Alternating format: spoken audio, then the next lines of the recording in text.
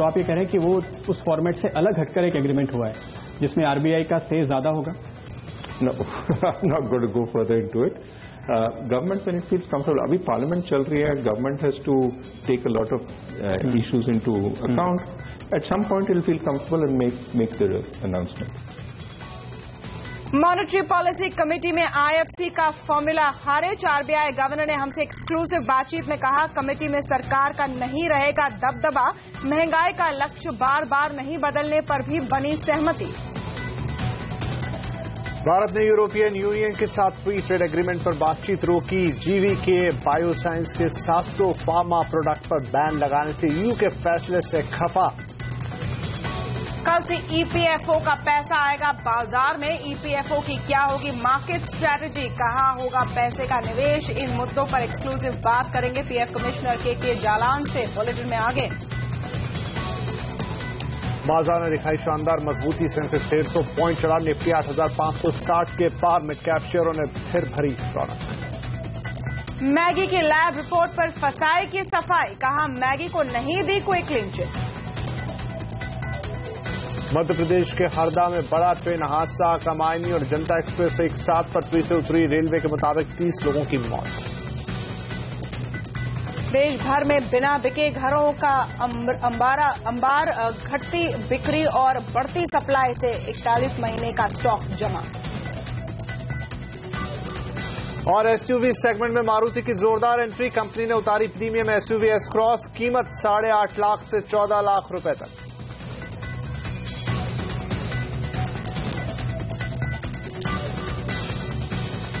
नमस्कार, आप देख रहे हैं आवाज एट 9, मैं हूं तमन्ना इनामदार दत्ता। अभी आपने देखी हेडलाइंस, लेकिन कुछ और खबरें हैं जो कर रही हैं आपका इंतजार, तो आइए उन पर भी एक नजर डाल लेते हैं। लूप टेलीकॉम एसआर की थी फ्रंट कंपनी, सीबीआई का स्पेशल कोर्ट में दावा, कहा लूप के फैसले में एसआर की थी अहम भूमिका। कॉग्निसेंट ने अपने नतीजों से फिर किया सरप्राइज, मुनाफा और आय दोनों निकले अनुमान से बेहतर। अदानी ग्रुप के लिए बुरी खबर, ऑस्ट्रेलिया की कोर्ट ने क्वींसलैंड कोयला खदान के लिए दी गई पर्यावरण मंजूरी को खारिज किया। सुरक्षा बलों को बड़ी कामयाबी, उधमपुर में हमला करने वाले एक आतंकी को जिंदा पकड़ा, लश्कर से जुड़े हैं तार, बोला अल्लाह का काम करने आए। मेडिकल की पढ़ाई पर कैसे हावी हुआ माफिया, पूरे सिस्टम को कैसे कर रहा है खोखला, आवाज का सनसनीखेज खुलासा, देखिए बुलेटिन में आगे। और कार्बन का नया स्मार्टफोन टाइटेनियम मैक 5 सिर्फ अमेजॉन पर करा सकते हैं बुक, कीमत 6,000 रुपए।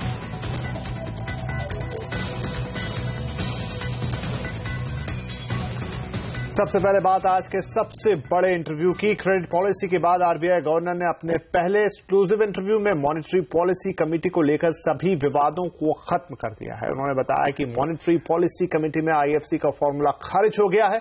उनके मुताबिक गवर्नर के पास वीटो पावर नहीं रहेगा, लेकिन कमेटी में सरकार का दबदबा भी नहीं होगा। तो आप ये कह रहे हैं कि वो उस फॉर्मेट से अलग हटकर एक एग्रीमेंट हुआ है जिसमें आरबीआई का से ज्यादा होगा? No, I'm not going to go further into it. Government, when it feels comfortable, अभी पार्लियामेंट चल रही है, government has to take a lot of issues into account. At some point, it'll feel comfortable and make the announcement. किस तरह के members आपको लगता है कि इस कमेटी में होने चाहिए? जब आप कहें कि डाइवर्स, एक्सपर्ट्स होने चाहिए of different kinds, but थोड़ा तो नॉलेज होना चाहिए मॉनेटरी पॉलिसी का। तो जो अभी टेक्निकल एडवाइजरी कमेटी है वैसा ही कॉम्पोजिशन ठीक है? समथिंग लाइक दैट इज, क्योंकि इसमें सारे इकोनॉमिस्ट नहीं है। That is, I mean different countries have different models. कई देशों में बिजनेसमैन भी हैं कमेटी पे, कई देशों में एक्सपर्ट्स हैं। यूएस में ज्यादातर एक्सपर्ट्स हैं, या बैंकिंग प्रोफेशनल्स या इकोनॉमिस्ट। महंगाई के लक्ष्य में बदलाव के मुद्दे पर भी आरबीआई गवर्नर रघुराम राजन ने खुलकर बात की। उन्होंने कहा कि बार बार नहीं, महंगाई का लक्ष्य बदलने पर सरकार के साथ सहमति बन गई है। आई थिंक ये जो अग्रीमेंट है गवर्नमेंट के साथ on framework of inflation, that immediately says this is a framework which doesn't have any time bound nature. तो ये तो चलेगी, So I don't think that every 3 years we're going to explore this framework. I think this is already decided, and it will be the whatever IFC will have to be changed if it is ever brought in to accommodate this framework. इधर बाजार में आज अच्छी मजबूती देखने को मिली है। Technology, auto, oil and gas और चुनिंदा एफएमसीजी शेयरों में तेजी के कारण सेंसेक्स 151 पॉइंट बढ़कर 28,200 के ऊपर बंद हुआ है, जबकि निफ्टी करीब 50 अंक बढ़कर 8,550 के ऊपर। मिड कैप में आज भी तेजी बरकरार रही। बाजार का पूरा हाल बता रहे हैं सीएनबीसी आवाज के market editor Anil Singh.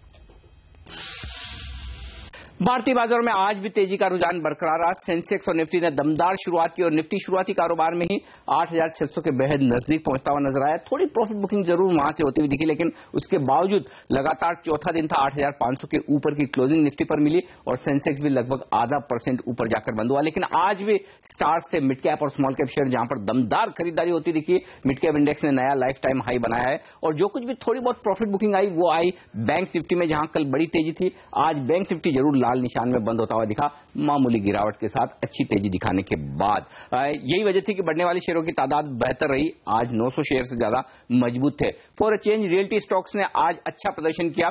Traders के पसंदीदा काउंटर डीएलएफ, एचडीएल जैसे दिग्गजों ने आज अच्छी खरीदारी दिखाई। वहीं आईटी शेयरों में एक बेहतरीन रिकवरी दिखी। इन्फोसिस ने जिसे लीड किया, विप्रोटेक, महिंद्रा और टीसीएस भी मजबूती के साथ बंद हुए। ऑटो शेयरों में भी अच्छी तेजी थी। बजाज ऑटो, हीरो मोटो जैसे टू व्हीलर्स और महिंद्रा काफी मजबूती के साथ बंद हुआ। ऑयल एंड गैस जो कल कमजोर थे, आज ये शेयर रिकवर होते हुए दिखे और इसे लीड किया ओएनजीसी ने। बैंकिंग शेयरों में जो आज प्रॉफिट बुकिंग दिखी वो ज्यादातर bank of Baroda, yes bank जैसे दिग्गजों में थी। वहीं एफएमसीजी स्टॉक्स एक्शन में रहे। नेस्ले यहां पर मैगी का विवाद सुलझने की उम्मीद में स्टॉक 8% भागा। इमामी और मेरिको ने आज बाजार के दौरान अपने नतीजे पेश किए। कुछ बड़े सौदे होते दिखे आज के सेशन में। बालाजी टेली यहां पर 25% स्टेक बदलती हुई दिखी। स्टॉक लोअर लेवल से 40% चढ़ा। सेल्जर इलेक्ट्रॉनिक्स में भी बड़े सौदे होते दिखे तो स्टॉक 20% ऊपर बंद हुआ।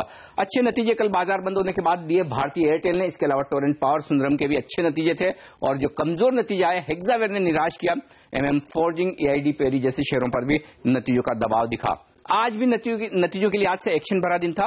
आर सिस्टम्स और सोनाटा सॉफ्टवेयर ये दोनों आईटी कंपनियां आज शानदार नतीजे देती हुई नजर आई। आईटीडी सीमेंटेशन, श्री सीमेंट ने भी अच्छे नंबर्स आज पेश किए। वहीं कमजोर नंबर्स की बात करें तो कैनरा बैंक ने निराश किया। टाटा केमिकल के भी नंबर्स भी कमजोर थे। आईजीएल और महाराष्ट्र सीमलेस ये नंबर्स के बाद कमजोरी के साथ बंद हुए। अदानी एंटरप्राइजेस यहां पर खबरें फॉक्सकॉन के साथ टाइप की आती हुई दिखी। हालांकि वक्त लगेगा, लेकिन स्टॉक में 5% की तेजी बनी। एमटीएनएल के लिए किसी न किसी तरह के राहत पैकेज की या फिर उम्मीद की जा रही कैबिनेट की मीटिंग से, उसके बाद स्टॉक 7% आज चढ़कर बंद हुआ। इसके अलावा निफ्टी पर जो दिग्गज आज अच्छा प्रदर्शन करने में कामयाब रहे, टिस्को, अल्ट्राटेक, लुपिन और एशियन पेंट्स में शानदार मजबूती नजर आई। जानकार भी मान रहे हैं कि आने वाले कुछ दिनों में बाजार तेज रफ्तार पकड़ सकता है। कोटक महिंद्रा एएमसी के सीईओ नीलेश शाह के मुताबिक अर्थव्यवस्था में नया निवेश आने से बाजार में तेजी आएगी। आने वाले समय में हमें लगता है कि रिकवरी होगी और इस रिकवरी के 2-3 रीजंस हैं। एक है कि पीएसयू बैंक एम्प्लॉयज को सैलरी अरियर्स मिलेगी तकरीबन 11,000 करोड़ रुपए की। दूसरी चीज है गवर्नमेंट ने अब अपनी स्पेंडिंग फ्रंट फुट पे चालू की है। पहले 3 महीने में गवर्नमेंट स्पेंडिंग तकरीबन 25% से बढ़ी है। ये स्पेंडिंग रोड्स में, कंस्ट्रक्शंस में, रेलवेज में स्पेंड की जा रही है, तो उस वजह से भी इकोनॉमी को एक बढ़ावा मिलेगा। तीसरी चीज है हमारी एक्सपोर्ट्स की, जो रूपी के शार्प अप्रिशिएशन की वजह से थोड़ा नेगेटिव चल रहा है, बट हमें लगता है आने वाले 6 से 12 महीने में एक्सपोर्ट्स भी रिकवर हो जाएंगे। फाइनेंशियल सर्विसेज कंपनी का भविष्य और अच्छा दिखता है। आने वाले समय में हमें लगता है कि जो private sector banks and NBFCs हैं वो एक इन्वेस्टमेंट रूप में देखना चाहिए। उसमें अच्छे बिजनेस मॉडल है और जिस तरह से वो ग्रोथ कर रहे हैं संभल के अच्छी तरह से, उस तरफ से ये लंबी अवधि के लिए निवेश के लिए योग्य है। अब आपके प्रोविडेंट फंड का पैसा भी शेयर बाजार में लगेगा। ईपीएफओ कल से शेयर बाजार में निवेश की शुरुआत करने जा रहा है। ईपीएफओ के इन्वेस्टमेंट प्लान पर बात करने के लिए अब हमारे साथ जुड़ रहे हैं सेंट्रल प्रोविडेंट फंड के कमिश्नर के जालान साहब। अब जालान साहब, बहुत स्वागत है आपका आवाज एट 9 में। तो ईपीएफओ इक्विटी बाजार में निवेश करने की पूरी तैयारी कर चुका है। आप बाजार में निवेश को लेकर क्या प्लानिंग कर रहे हैं, किस तरीके से बाजार में निवेश करेंगे, स्ट्रेटेजी क्या होगी? ईपीएफओ पहली बार इक्विटी में पार्टिसिपेट करने जा रहा है। आपको पता है कि ईपीएफओ का फंड साइज लगभग 8.5 लाख करोड़ से भी अब ज़्यादा है इस समय। तो हमने डिसाइड किया है अभी जो हमारा फंड है 6.5 लाख करोड़ का, जो हम डायरेक्टली मैनेज करते हैं, उसमें इंक्रीमेंटल फंड में हम 5% पैसा इक्विटी में लगाएंगे। लगभग लगता है हमें 5,000 से 6,000 करोड़ रुपया इस साल हम इक्विटी में लगाएंगे। इसके लिए हमने सारी अपनी औपचारिकताएं पूरी कर ली हैं और हम कल इसके बारे में एक फंक्शन कर रहे हैं विधिवत, और हम अपने फंड मैनेजर के थ्रू ETF में हम इन्वेस्टमेंट करेंगे कल। जालान साहब, बाजार में निवेश के लिए आपने कौन से फंड मैनेजर का चयन किया है? हमारे फंड मैनेजर, वैसे तो हमारे 4 फंड मैनेजर हैं पहले, और रादर हमने इस साल में एक 5वां फंड मैनेजर UTI को भी ऐड किया है। 5 फंड मैनेजर वैसे ही हैं, पर ETF की पार्टिसिपेशन के लिए, क्योंकि हम डायरेक्ट डिसाइड करेंगे इन्वेस्टमेंट की वैल्यू को, इसलिए हमने SBI म्यूचुअल फंड को for the time being choose किया है, क्योंकि SBI से हमारे रिलेशन बहुत पहले से हैं। SBI हमारा सोल बैंकर भी है, तो इसलिए हमने SBI म्यूचुअल फंड को चूज किया है, और कल जो फंक्शन होगा उसमें SBI म्यूचुअल फंड के द्वारा ही हम ETF में पार्टिसिपेट। जी, और निवेश को लेकर आपकी प्रेफरेंसेस क्या है? इन्वेस्टमेंट पॉइंट ऑफ व्यू से अभी तो हमने डिसाइड किया है कि एक्सचेंज ट्रेडेड फंड के माध्यम से ही हम इक्विटी मार्केट में जाएंगे। इसलिए एक्सचेंज ट्रेडेड फंड में हमने आगे डिसाइड कर दिया है कि 75% निफ्टी एक्सचेंज ट्रेडेड फंड होगा और 25% BSE एक्सचेंज ट्रेडेड फंड होगा। सरकार साहब, माफ कीजिए जालान साहब, सरकार भी ETF लेकर आ रही, तो क्या आप इस ETF में भी निवेश करने का कुछ सोच रहे हैं, कोई प्लानिंग है? आप शायद बात कर रहे हैं CPSE ETF की। CPSE ETF में भी हमने डिसाइड किया है कि कभी भी कोई ये इस तरह की कोई ऑफर आई तो हम CPSE ETF में 5 से लेके 20% का निवेश कर सकते हैं, और यदि और भी ज्यादा जरूरत पड़ी तो हम कमेटी में द्वारा जा सकते हैं, उसकी अप्रूवल लेके हम ज्यादा भी इन्वेस्ट कर सकते हैं। हमें कोई अच्छा मौका मिलेगा इन्वेस्टमेंट का, हम उसको चूकेंगे नहीं, चाहे वो CPSE ETF से हो या चाहे किसी और ETF से हो। और जालान साहब, आपने बताया कि आप इस साल 5 से 6 हजार करोड़ का निवेश करने जा रहे हैं। रिटर्न को लेकर क्या उम्मीद है? हमें जो क्रिस्टल ने और हमारे जो इन्वेस्टमेंट मैनेजर्स हैं जिन्होंने हमें बताया है, उन्होंने कहा है कि लॉन्ग टर्म इन्वेस्टमेंट हम यदि कर रहे हैं तो हम 15% या उससे ज्यादा की जो रिटर्न है उसको एक्सपेक्ट कर सकते हैं। जालान साहब, इक्विटी के अलावा क्या आप दूसरे एसेट क्लास पर भी निवेश करेंगे? कोई प्लानिंग है इस तरह की? अभी तो जब आप इस समय की बात कर रहे हैं, जो कल के फंक्शन की बात कर रहे हैं, उसमें तो हम इक्विटी पार्टिसिपेशन की बात कर रहे हैं, और equity participation through the exchange traded funds only.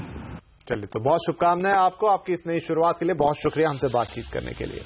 हम एक छोटा सा ब्रेक लेंगे। ब्रेक के बाद यूरोपियन यूनियन के साथ फ्री ट्रेड समझौते पर भारत ने क्यों लगाया ब्रेक, ये बताएंगे।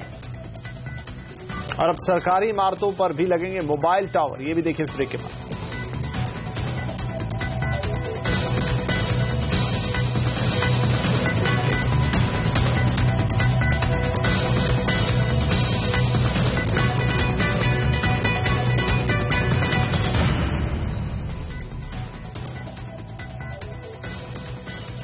भारत ने कड़ा रुख अपनाते हुए यूरोपियन यूनियन के साथ फ्री ट्रेड समझौते की बातचीत रोकने का फैसला किया है। सरकार ने यूरोपियन यूनियन के GVK बायोसाइंस के प्रोडक्ट्स पर बैन लगाने के मद्देनजर ये कदम उठाया है। इस खबर पर और जानकारी के लिए बात करते हैं हमारे ब्यूरो चीफ लक्ष्मण रॉय से। लक्ष्मण, क्या इस खबर से दूसरी कंपनियों को झटका लग सकता है? देखिए, दरअसल भारत और यूरोपियन यूनियन के बीच 2007 से समझौता बातचीत चल रही थी कि दोनों देशों के बीच में एक फ्री ट्रेड एग्रीमेंट किया जाए, यानी दोनों देशों के बीच जो सामान आएगा या फिर जाएगा, एक्सपोर्ट इंपोर्ट होगा, उस पर ड्यूटी ना के बराबर लगाई जाए। इसको लेकर 2007 से बातचीत चल रही थी और फिर 28 अगस्त को इस पर दोबारा बातचीत होनी थी, लेकिन ये बातचीत रद्द कर दी गई है। बातचीत रद्द करने का फैसला भारत सरकार ने लिया है और भारत सरकार ने अपने फैसले में पुख्ते तरीके से बताया है कि ये फैसला इस वजह से बातचीत रद्द की जा रही है क्योंकि यूरोपियन यूनियन ने जीवीके बायोसाइंस के जो करीब 700 प्रोडक्ट पर पाबंदी लगा दी है यूरोप में, उससे भारत नाखुश है। भारत का कहना है कि यहाँ पे जीवीके बायोसाइंस के 700 से ज्यादा प्रोडक्ट कई सालों से वहां के यूरोपियन बाजार में बिकते रहे, कभी कोई शिकायत नहीं आई है। अचानक से उन पर पाबंदी लगाया जाना भारत के साथ जो कारोबार हो रहा है उससे एक बड़ा झटका लगेगा। इस वजह से भारत ने अपनी नाराजगी जताते हुए यूरोपियन यूनियन के साथ जो फ्री ट्रेड एग्रीमेंट को लेकर बातचीत हो रही थी इसको तोड़ दिया है। फिलहाल वो बातचीत नहीं होगी। उधर यूरोपियन यूनियन का कहना है कि उस मसले पर विचार कर रहा है और वो खुद चाहता है कि भारत के साथ फ्री ट्रेड एग्रीमेंट हो, लेकिन इसके बातचीत टूटने के साथ ही अब खासतौर से उन सेक्टर को जिन्हें उम्मीद थी कि फ्री ट्रेड एग्रीमेंट होने के साथ वो काफी कम कीमत पर यूरोपियन बाजार में अपना माल बेच सकेंगे, उनको एक तरह से धक्का लगा है और दोनों देशों के बीच में जो कारोबार बढ़ने की संभावना जताई जा रही थी उन संभावनाओं पर थोड़ी देर के लिए विराम लग गया है। जी शुक्रिया लक्ष्मण। बिजली और स्टील क्षेत्र सरकार और पूरे बैंकिंग सिस्टम के लिए एक बड़ा सिरदर्द बने हुए हैं। वित्त मंत्री अरुण जेटली ने आज लोकसभा में कहा कि सरकार इन दोनों क्षेत्रों की समस्याओं को जल्द हल कर लेगी। State governments which have decided not to charge at even the cost for the power are now facing almost, at least there are some state governments whose distribution companies are in a bad shape. Tomorrow if the banks stop supporting them, they'll have a power crisis.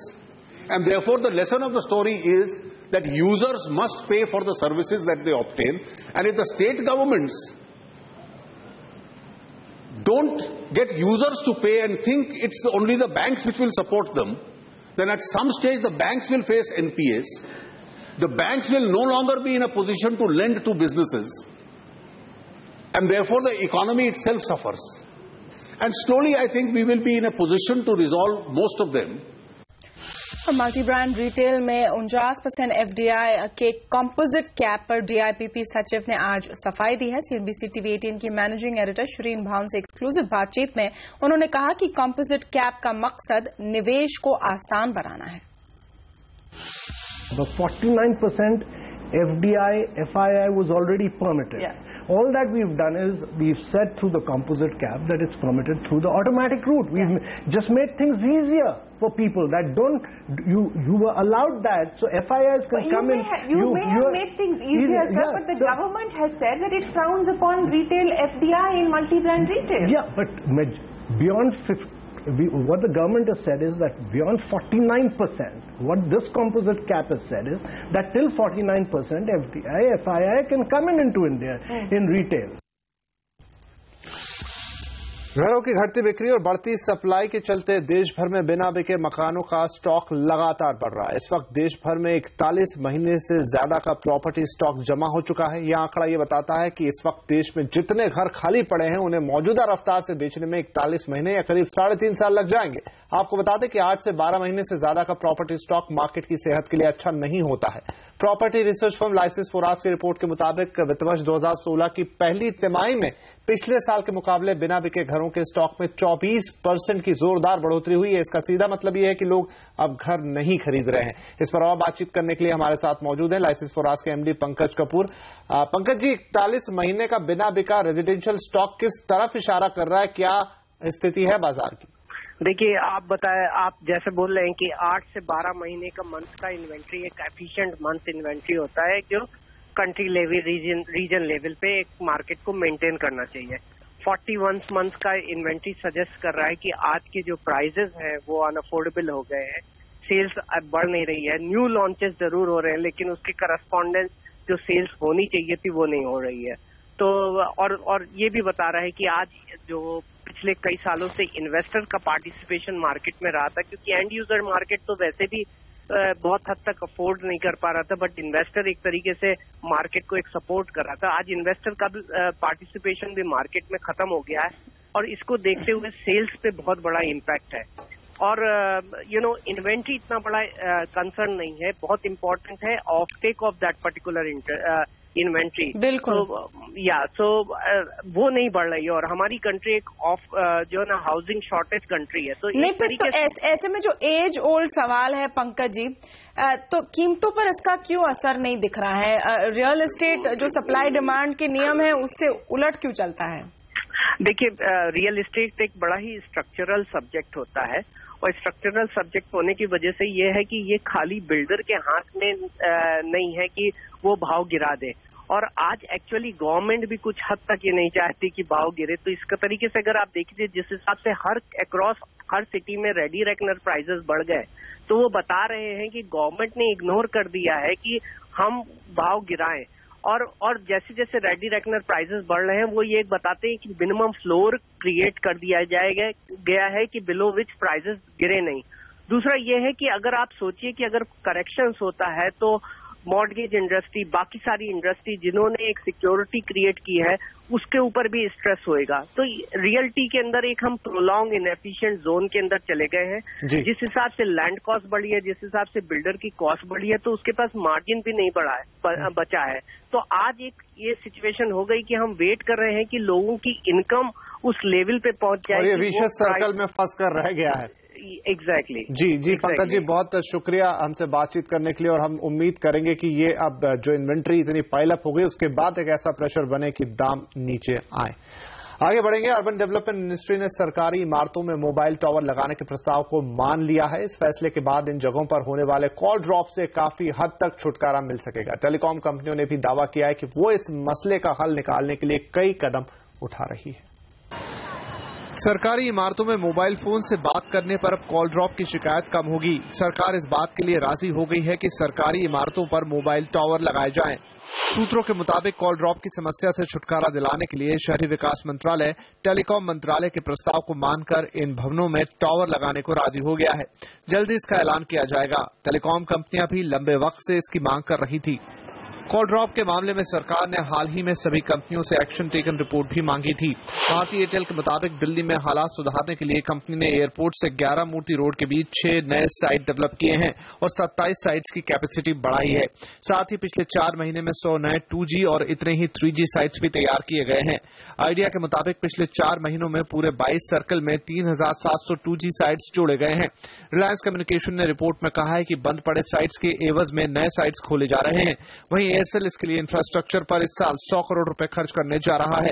कुल मिलाकर कागजों पर कंपनियों ने उपाय तो गिना दिए हैं, लेकिन जमीनी स्तर पर कॉल ड्रॉप की समस्या जस की तस बनी हुई है। अब यहां से देखना ये होगा कि जो भी उपाय लिए गए हैं या फिर लिए जाने वाले हैं, इसका फायदा कब तक और कैसे मिलेगा। दीपक साहू, दिल्ली। और BSNL और MTNL को लेकर सरकार ने आज किए कौन से 2 बड़े फैसले, देखिए इस ब्रेक के बाद। बताएंगे आपको अडानी ग्रुप को लगा कैसे जोर का झटका।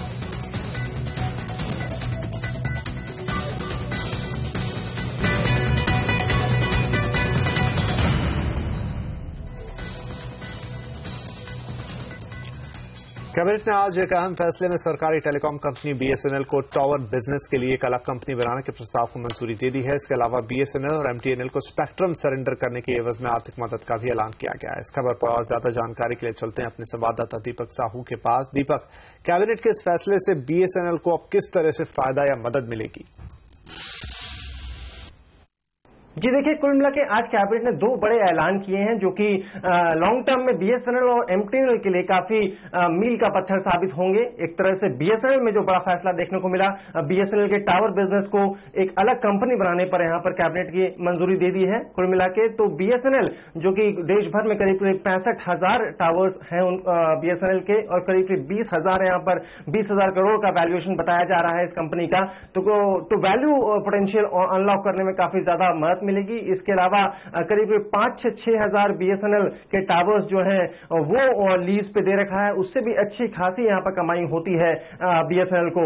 तो कुल मिला के इस टाइम जब ऑलरेडी पहले से ही प्राइवेट प्लेयर्स टावर बिजनेस को ऑलरेडी हाइव ऑफ कर चुके हैं, अलग कंपनी तौर पर अच्छा खासा मुनाफा कमा रही है, तो ऐसे में BSNL के टावर बिजनेस को हाइव ऑफ करके कंपनी को फायदा पहुंचाने का सही फैसला यहां पर कैबिनेट का देखने को मिला है आज।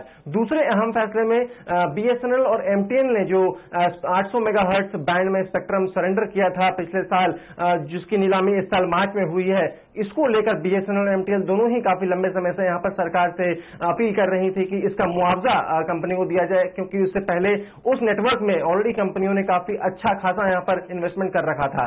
तो एक अहम फैसले में उसकी भरपाई यहाँ पर कैबिनेट ने की है। दोनों कंपनियों को मिलाकर करीब 650 करोड़ का यहाँ पर मुआवजे का ऐलान किया गया है, जो कि आगे चलकर कंपनी के फाइनेंशियल्स में काफी अच्छा रिफ्लेक्ट होगा।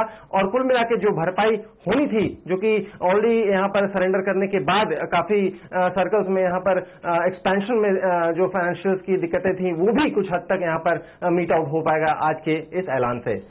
जी, और कॉग्निजेंट ने दूसरी तिमाही में शानदार नतीजे पेश किए हैं। कंपनी का रेवेन्यू 22% से ज्यादा बढ़ा है। कंपनी का रेवेन्यू 291 करोड़ रुपए से बढ़कर 309 करोड़ डॉलर के पार पहुंच गया है। ये कंपनी के इतिहास में सबसे ज्यादा है। वहीं मुनाफा 38 करोड़ डॉलर से बढ़कर 42 करोड़ डॉलर हो गया है। कंपनी का गाइडेंस भी काफी उत्साहजनक रहा है। कॉग्निजेंट ने चालू साल में रेवेन्यू 20.1% बढ़ाकर 12.33 अरब डॉलर रहने की संभावना जताई है।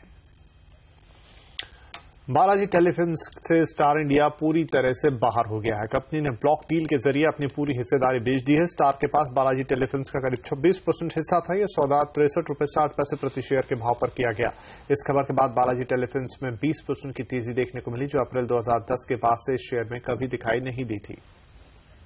और प्रिसिशन इन्वेस्टमेंट के अविनाश गोरक्षकर की माने तो इस डील का कल बालाजी टेलीफिल्म्स में पॉजिटिव असर देखने को मिल सकता है और शेयर में तेजी दिख सकती है।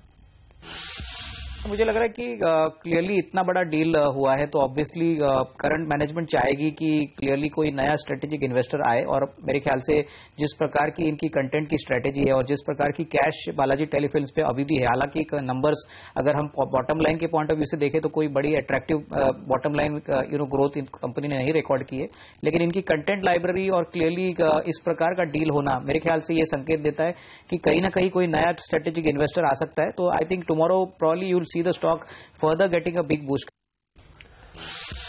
अदानी ग्रुप को बड़ा झटका लगा है। ऑस्ट्रेलिया की कोर्ट ने ग्रुप को कोयला खदान को मिली पर्यावरण मंजूरी को खारिज कर दिया है। इस पर ज्यादा जानकारी के लिए अब हमारे साथ जुड़ रहे हैं हमारे सहयोगी वरुण दुबे। वरुण, क्या डिटेल्स हैं और नेगेटिव खबर के बावजूद शेयर में तेजी क्यों दिखी है आज?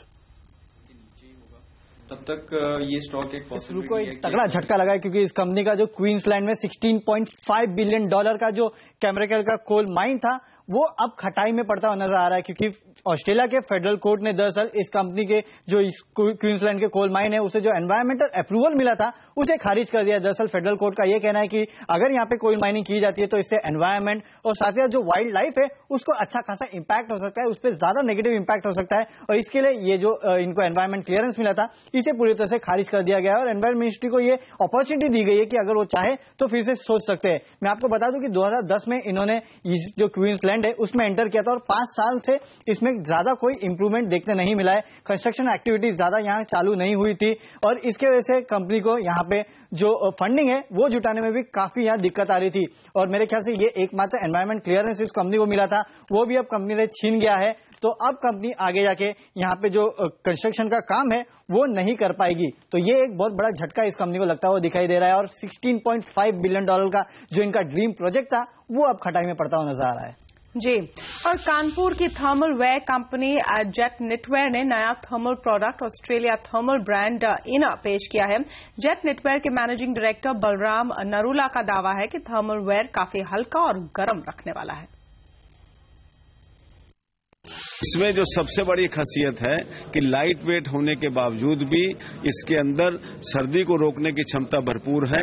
इसके अंदर उस तरीके की लेयर का जमाव है कि जो ठंडी हवा को अंदर शरीर में नहीं आने देती है और शरीर में गर्माहट बनी रहती है, और साथ में इसका वो सूदिंग इफेक्ट जो है वो शरीर को कहीं पर भी ईचिंग नहीं करता है। यहाँ पर छोटा सा ब्रेक लेंगे। ब्रेक के बाद इनमोबी ने लॉन्च किया नया प्रोडक्ट मीप। क्या है इसमें खास, बताएंगे ब्रेक के बाद। और इनमोबी के को फाउंडर अभय सिंगल होंगे हमारे साथ, सुनाएंगे उनसे एक्सक्लूसिव बातचीत।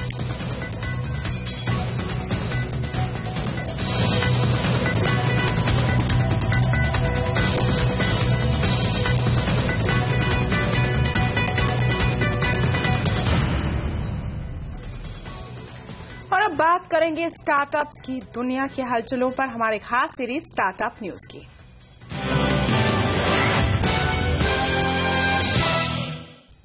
बंगलुरु की जानी मानी mobile and technology company InMobi Google और फेसबुक को टक्कर देने के लिए तैयार है। इनमोबी ने एक नया प्रोडक्ट मीप लॉन्च किया है। इस प्रोडक्ट के जरिए अब एडवर्टाइजर्स ग्राहकों को ऐप यूजेज के आधार पर मोबाइल पर एड प्लेस कर पाएंगे। मीप पर और बात करने के लिए हमारे साथ हैं इनमोबी के को फाउंडर अभय सिंघल। अभय जी, इस नए लॉन्च के बारे में बताइए, मीप आखिर कैसे काम करेगा और किस तरह की क्रांति आएगी आप लोगों के लिए? मीप का बेसिक फिलॉसफी है कि कंज्यूमर्स को जो इतने बिलियंस ऑफ प्रोडक्ट उनके लिए अवेलेबल हैं, how to make them discover those products. So ये मीप की कोर फिलॉसफी है। सो मीप अभी इसको ऐसे एनविसाज किया गया है कि in the case where you are in the wild garden, in the case where you're playing your games or you're listening to your music and you're doing many other things, the consumers will be nudged to look at the relevant products which are relevant for their own behavior. So जो सही product हैं जो आपके behaviour को suit करते हैं, वो product आपके लिए निकाल कर उसको दिखाए जाएंगे और आपको उस एक्सपीरियंस में एंगेज किया जाएगा। And we think this process would lead to a new way of shopping that we are calling as D-commerce, which is discovery commerce. तो क्या माना जाए, जिस तरह से हम फेसबुक और गूगल पर ब्राउज करते हैं, एड्स देखते हैं और फिर कहीं और खोलते हैं तो वही एड्स हमें फॉलो करते हैं, क्या उसी तरह का कुछ मॉडल है ये? जी नहीं, ये बिल्कुल अलग है, क्योंकि गूगल में आप एक्सप्लिसिटली गूगल को बताते हैं कि आप एक फ्रिज देख रहे हैं या आप एक इंश्योरेंस पॉलिसी देख रहे हैं या आप एक ट्रैवल हॉलिडे डेस्टिनेशन देख रहे हैं, एंड उस बेसिस पे गूगल आपको इन्फॉर्मेशन देता है। या फेसबुक में जब आप जाते हैं तो फेसबुक में डिफरेंट इन्फॉर्मेशन आपके फ्रेंड्स शेयर करते हैं, आपके कलीग्स आपको बताते हैं, उस हिसाब से आपको ये इन्फॉर्मेशन डिस्कवर होती है। बट इन दोनों एनवायरनमेंट में वो लोग ये सर्विसेज अपने एनवायरनमेंट के अंदर आपको ऑफर करते हैं। मीप का एक सिंपल फिलॉसफी है कि एज अ कंज्यूमर आप जहां भी हैं, जिस भी सर्विस पर हैं, you should be able to find the similar experience in your most favourite app and be nudged to make and engage into the discovery process. Bharat में आपने किस तरह के एप्स और ब्रांड्स के साथ ये टाई अप किया है? So, भारत में हमने काफी सारे टाई अप कर दिए हैं। There are notable partners that we are announcing today are Amazon for their entire catalog. We're announcing Paytm for the buy button. We are also announcing the partnership with magazine partners such as Maxter, Vox Pop, Shop Clues, and hundreds of other different apps and brands that have already signed up to become partner of choice for Meep platform.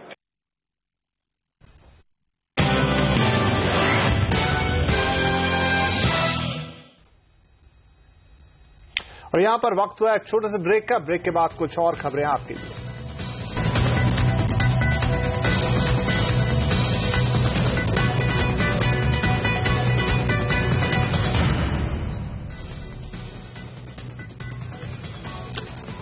Jammu Kashmir के उधमपुर में BSF के काफिले पर हमला करने वाले एक आतंकी को जिंदा पकड़ लिया गया है। मुंबई पर हुए 26/11 हमले के दौरान पकड़े गए अजमल कसाब के बाद पहली बार एक पाकिस्तानी आतंकवादी को जिंदा पकड़ा गया है। उधमपुर पर हमला करने वाले 2 आतंकियों में से एक को सुरक्षा बलों ने मार गिराया था, जबकि दूसरे को पकड़ लिया था। इसे उन लोगों ने पकड़ा जिन्हें आतंकियों ने बंधक भी बनाया था। आतंकियों को पकड़ने में विलेज डिफेंस कमेटी के लोगों ने भी मदद की। बताया जा रहा है कि पकड़े गए आतंकी का नाम कासिम उर्फ उस्मान है। इसका ताल्लुक लश्कर से है और यह पाकिस्तान के फैसलाबाद का रहने वाला है। इसके पास से एक AK-47 और आतंकियों वाला पिट्ठू बैग बरामद किया गया है। मध्य प्रदेश के हरदा में बीती रात बड़ा रेल हादसा हुआ है। यहां 2 ट्रेनें दुर्घटनाग्रस्त हो गई हैं। कामयानी और जनता एक्सप्रेस एक साथ पटरी से उतरने से बड़ा हादसा हुआ। रेलवे के मुताबिक हादसे में 29 लोगों की मौत हुई है। पहला हादसा कमायनी एक्सप्रेस के साथ रात 11:10 पर हरदा में हुआ, तो दूसरा हादसा जनता एक्सप्रेस के साथ 11:20 पर हुआ। दोनों हादसे माचक नदी पर बने पुल पर हुआ। सरकार ने हादसे में मरने वालों के परिजनों को 2 लाख, घायलों को 50,000 और साधारण रूप से घायलों को 10,000 रुपए मुआवजे का ऐलान किया है। स्टेटमेंट किया है दोनों सदनों में। अभी मैं जा रहा हूं, मैं और मेरे सहयोगी मनोज सिन्हा जी और मुख्यमंत्री मध्य प्रदेश, हम वहीं पे जाकर मध्य प्रदेश के वहीं से पहुंच भी गए, लेकिन हम पार्लियामेंट की स्टेटमेंट के लिए गए थे। पूरे रात भर लगातार हम उसका निरंतर उसका मॉनिटरिंग कर रहे थे। दुर्घटना बहुत दुर्भाग्यपूर्ण है और उसके लिए हम जो भी मदद करना चाहते हैं वो करेंगे। भारत भर के प्राइमरी और मिडिल स्कूलों में अगर बच्चों से पूछा जाए कि वो बड़े होकर क्या बनना चाहते हैं तो सबसे ज्यादा का जवाब होता है डॉक्टर। इसी सपने को पूरा करने की जोड़ तोड़ ने हालात ये कर दिए कि मेडिकल कॉलेज की एक सीट करोड़ों रुपए में बिकने लगी है और इस मेडिकल की पढ़ाई पर हावी हो गया है माफिया। मेडिकल एजुकेशन के इसी गंभीर रोग पर हम आज से शुरू कर रहे हैं अपनी ये खास सीरीज।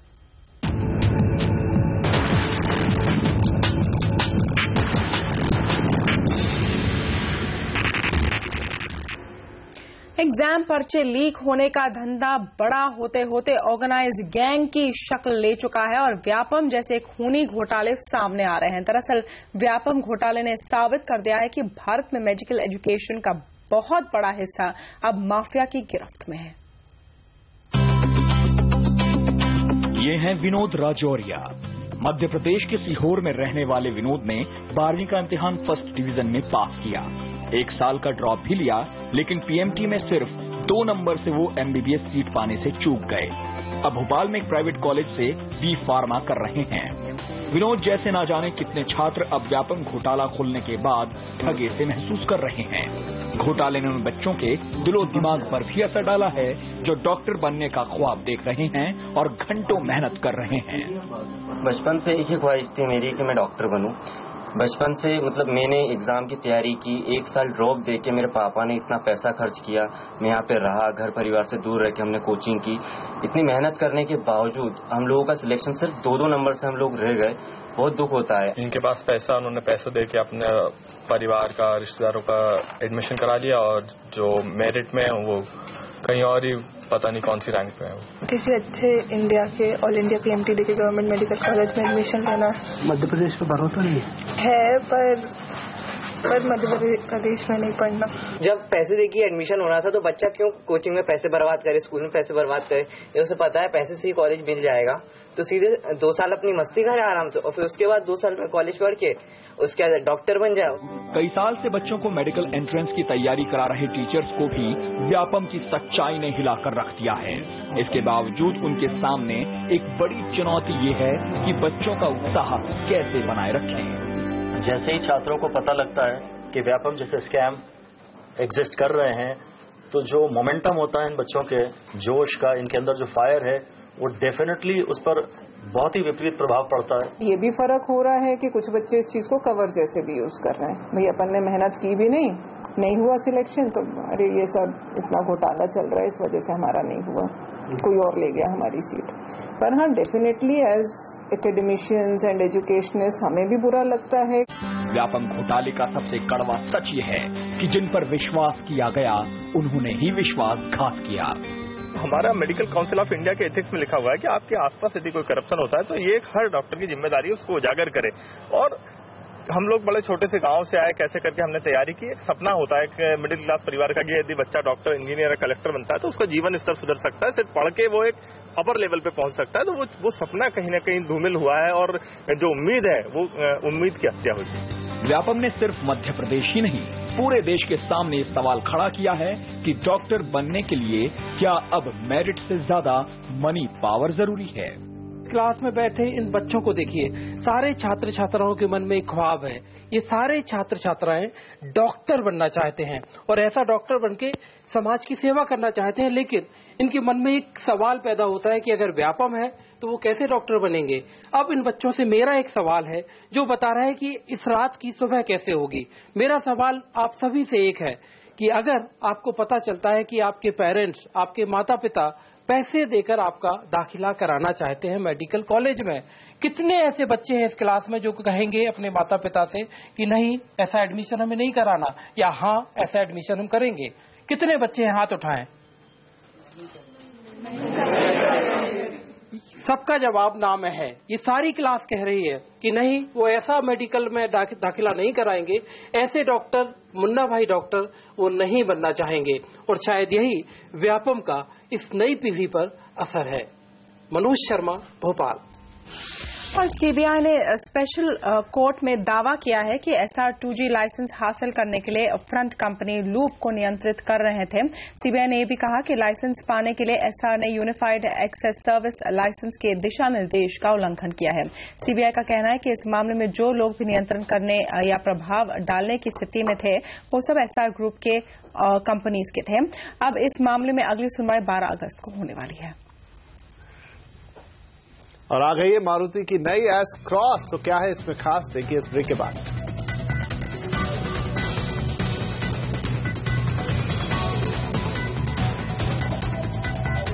और अगर आप में है कॉमेडी का हुनर तो YouTube बनेगा प्लेटफॉर्म, दिखाएंगे कैसे, ब्रेक के बाद।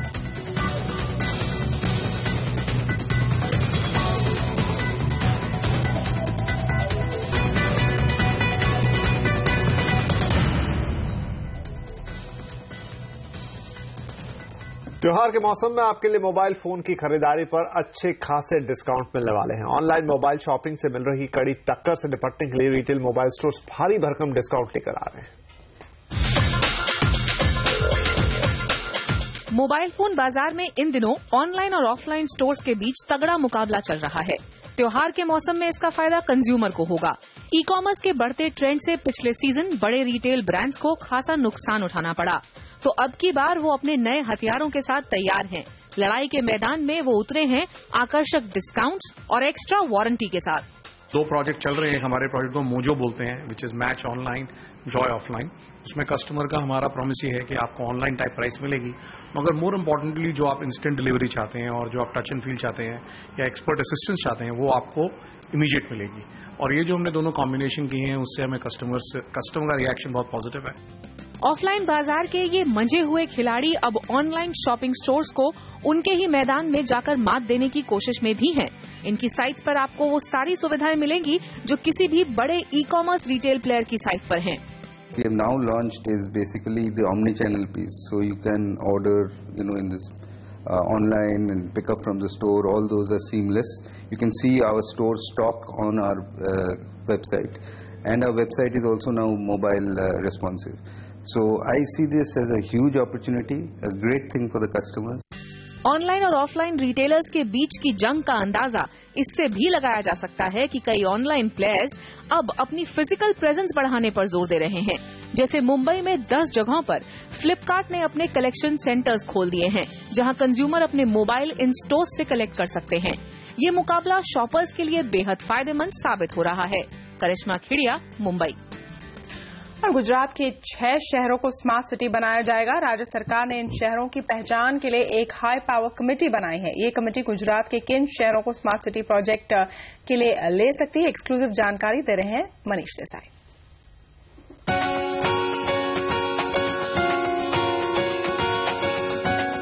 मोदी सरकार ने देश भर के 100 शहरों को स्मार्ट सिटी बनाने का ऐलान किया है, लेकिन कौन से शहर इस प्रोजेक्ट के लिए चुने जाएंगे ये तय करने का जिम्मा राज्यों को सौंपा गया है। गुजरात सरकार ने स्मार्ट सिटी चुनने के लिए 11 सदस्यों की एक हाई पावर कमेटी बनाई है, जिसकी अगुवाई का जिम्मा गुजरात के मुख्य सचिव को सौंपा गया है। गुजरात से 6 स्मार्ट शहर बनाए जाएंगे। हमें सूत्रों से मिली जानकारी के मुताबिक जिन 6 शहरों को स्मार्ट सिटी बनाया जाना है उसमें गुजरात के 4 बड़े शहर अहमदाबाद, बड़ौदा, राजकोट और सूरत के अलावा गांधीनगर और भावनगर को भी शामिल कर दिया गया है और हाई पावर कमेटी ने इन नामों पर मुहर भी लगा दी है। अगले 2-3 दिनों में ये नाम केंद्र सरकार को भेज दिए जाएंगे। स्मार्ट सिटी चुनने के लिए बनी इस हाई पावर कमेटी में गुजरात सरकार के गृह निर्माण, urban development, water supply department के अधिकारियों के अलावा गुजरात अर्बन डेवलपमेंट मिशन के भी अधिकारी शामिल हैं। केंद्र सरकार ने गुजरात के अलावा देश के सभी राज्यों में स्मार्ट सिटी प्रोजेक्ट के लिए शहरों के नाम मांगे हैं। सभी राज्यों को शहरों के नाम तय कर इस महीने के आखिर तक केंद्र सरकार को सौंपने हैं। मनीष देसाई, अहमदाबाद। देश के स्मार्टफोन मार्केट में मिड लेवल सेगमेंट में कार्बन ने एक और प्रोडक्ट लॉन्च किया है। टाइटेनियम मैक 5 नाम के स्मार्टफोन की कीमत है 5,999 रुपए। ये फिलहाल सिर्फ अमेजॉन की वेबसाइट से बेचा जा रहा है। स्मार्टफोन में 2GB रैम और 16GB रोम दिया गया है। साथ ही Android Lollipop 5.0 operating system, 1.3 gigahertz processor, 5 MP front camera और 8 MP बैक कैमरा फ्लैश के साथ आया है। टाइटेनियम मैक 5 में सबसे खास है IoT यानी इंटरनेट ऑफ थिंग्स की सुविधा। इसकी मदद से यूजर्स अपने घर में मौजूद इलेक्ट्रॉनिक डिवाइस को ऑपरेट भी कर सकते हैं। हमने इस सेगमेंट में 2 GB रैम के साथ फ़ोन लॉन्च किया है। अगर आपने कॉम्पिटिटिव ऑफरिंग देखी हो तो उनमें से कोई भी जो है वो 2 GB रैम ऑफर नहीं कर रहा है, 1 या 2 ब्रांड्स को छोड़ करके। और इसलिए उस कॉम्पिटिटिव प्राइसिंग पे लेटेस्ट OS के साथ, क्वाड कोर प्रोसेसर के साथ, 2 GB रैम के साथ, हमारा ये मानना है कि जो स्मार्टफोन एक्सपीरियंस कंज्यूमर का इस प्राइस पॉइंट पे होगा वो कंप्लीटली अनपैरेलल्ड होगा।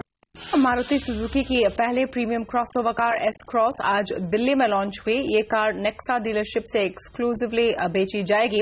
कंपनी का दावा है कि एस क्रॉस में अब तक 35,000 लोगों ने दिलचस्पी दिखाई और उसे उम्मीद है कि ये कार प्रीमियम मार्केट में मारुति की पैठ बनाने में मदद करेगी।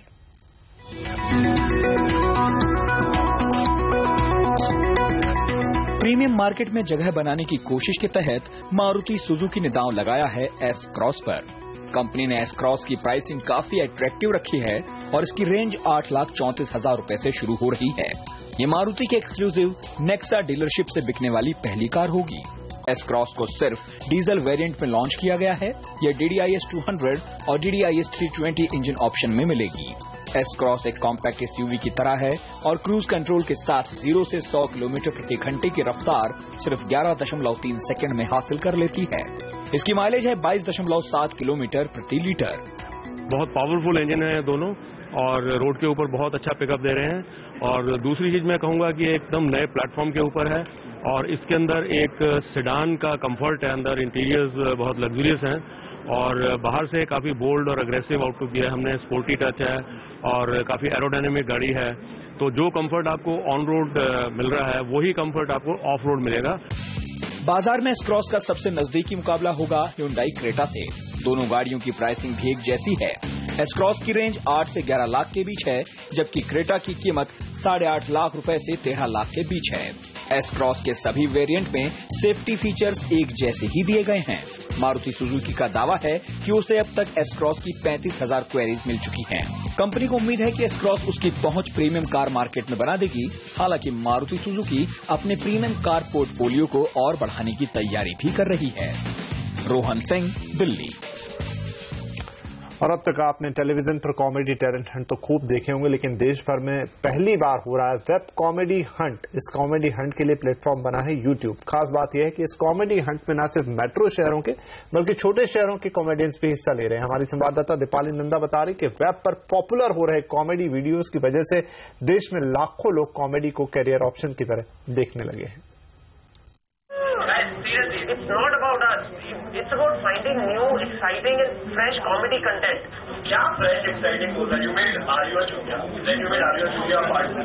ये है AIB गैंग, जिसे आज से 2 साल पहले तक शायद कोई नहीं जानता था, लेकिन आज ज्यादातर लोग YouTube पर इनके कॉमेडी वीडियोस जमकर एंजॉय करते हैं। कुछ दिनों पहले ही YouTube पर AIB का प्रोड्यूस किया गया इरफान खान का डांस नंबर जोरदार हिट बन गया था। बेस्ट बात यह है कि ये एक विन विन सिचुएशन है, क्योंकि इसमें आर्टिस्ट के साथ साथ वेब पोर्टल को भी पैसे मिल रहे हैं।